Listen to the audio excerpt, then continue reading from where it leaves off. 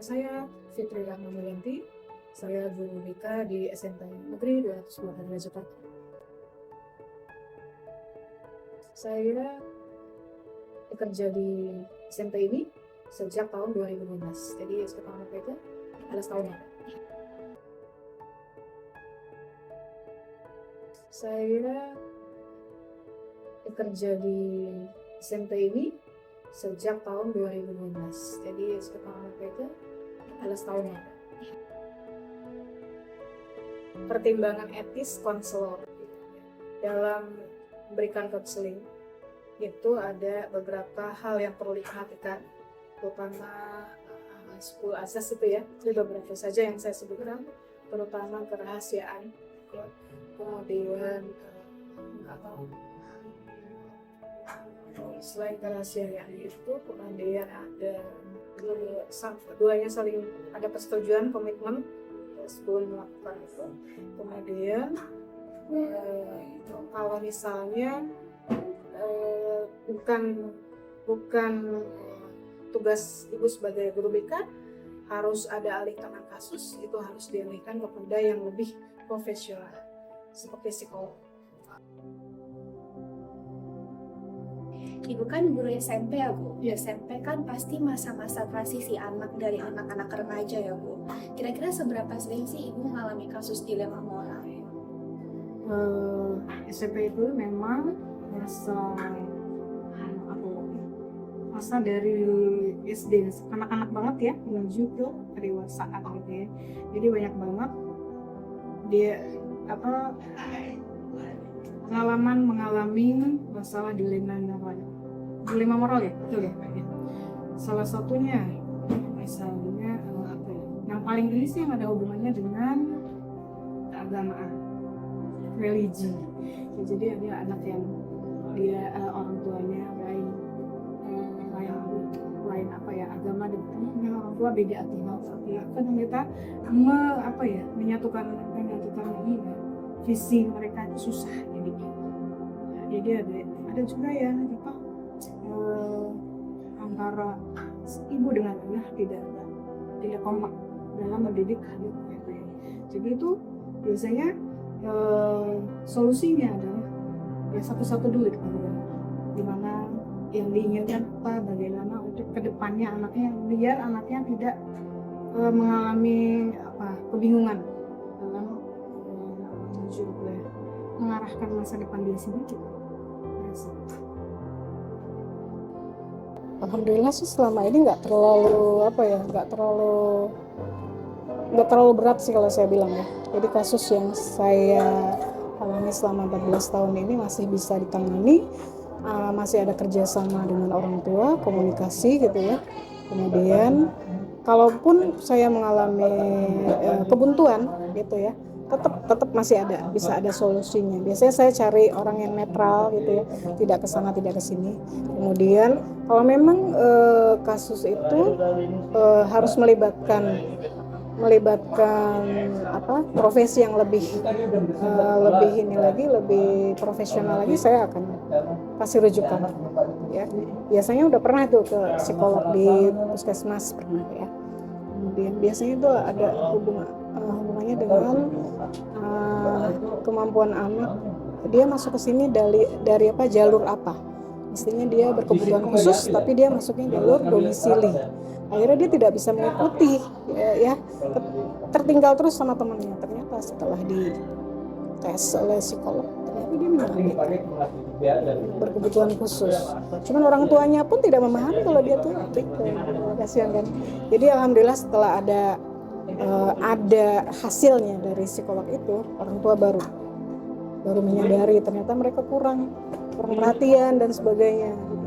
Sampai anaknya tidak terdeteksi kalau itu berkebutuhan khusus.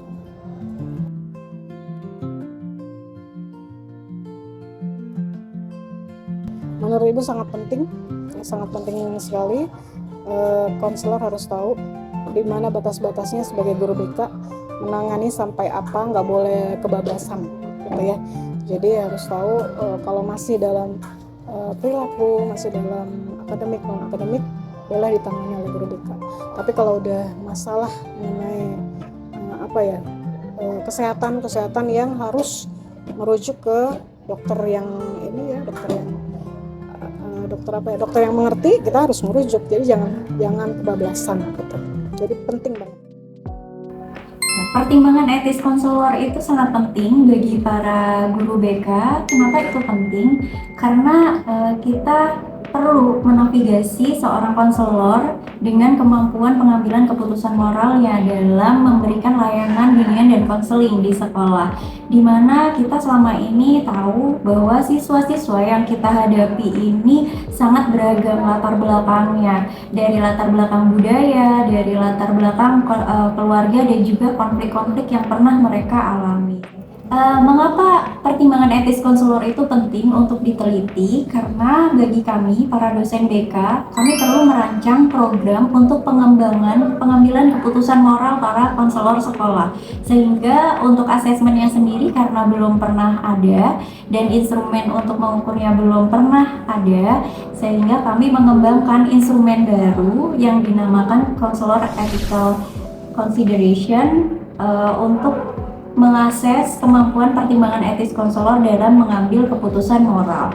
Oke, instrumen yang akan saya kembangkan bersama tim ini nantinya akan bertujuan untuk mengukur pertimbangan etis konselor, yang dimana instrumen ini adalah instrumen pertama yang dikembangkan oleh dosen bimbingan dan konseling, sehingga ini adalah instrumen baru sebagai terobosan baru dalam mengidentifikasi kemampuan pertimbangan etis konselor yang nantinya akan diciptakan dan juga ini akan bisa digunakan untuk para konselor di seluruh Indonesia harapannya.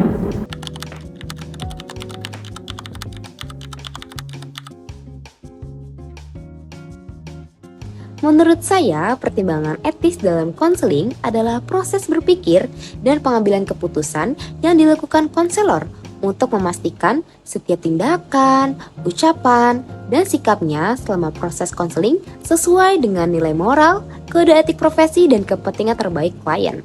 Ini bukan sekedar mengikuti aturan tertulis, tetapi juga melibatkan kepekaan konselor terhadap situasi yang bisa saja mengandung dilema moral. Kalau yang saya tahu itu proses yang dilakukan oleh konselor untuk mengambil sebuah keputusan yang didasari oleh kode etik atau profesionalitas.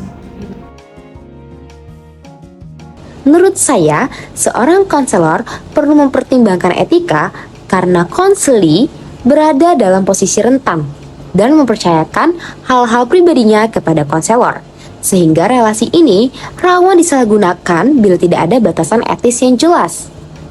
Tanpa pertimbangan etis, konselor berisiko menyalahgunakan kekuasaan atau powernya, baik secara sengaja maupun tidak sengaja.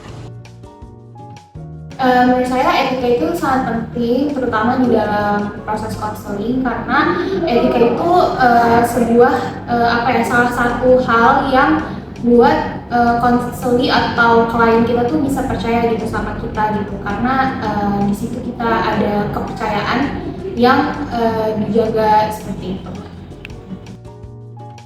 Menurut saya, prinsip yang paling penting atau fundamental yang dimiliki oleh seorang konselor adalah kerahasiaan yang berjalan beriringan dengan kepercayaan. Alasannya, karena proses konseling bertumpu pada kesediaan klien untuk terbuka kepada konselor. Jawabannya penting. Menurut saya, alasannya sederhana, karena konseling itu bekerja dengan isi hati dan masalah pribadi orang lain. Jadi kalau konselor tidak punya pertimbangan etis, ada risiko besar klien akan dirugikan, bukannya malah terbantu. Etika itu ibarat rambu-rambu lalu lintas, membantu konselor tahu batas mana yang boleh dan tidak boleh dilewati, supaya bantuan yang diberikan benar-benar aman dan bermanfaat bagi. Menurut saya kenapa penting, karena pertimbangan etis itu harus dimiliki oleh seorang konselor agar konselor bisa menentukan atau memberikan yang terbaik untuk konselingnya atau kliennya.